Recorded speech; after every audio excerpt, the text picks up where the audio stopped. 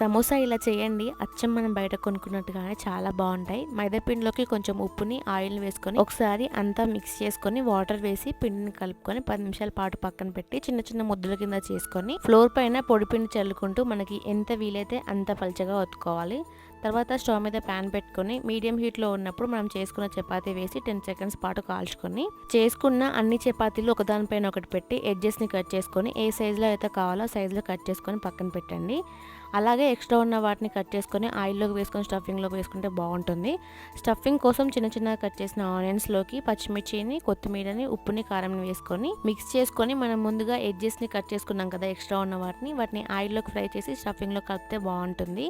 ఒక సమోసా షీట్ని తీసుకొని మైదా పిండి పేస్ట్ అప్లై చేసుకొని ఇక్కడ సమోసా షేప్లో ఫోల్డింగ్ చేసుకొని లోపల స్టఫింగ్ పెట్టి ఆయిల్ మీడియం హీట్లో ఉన్నప్పుడు మనం చేసుకున్న సమోసాలను వేసుకొని కాల్చుకున్నామంటే మనకు అచ్చం బయట దొరికే సమోసాలా చాలా బాగున్నాయి.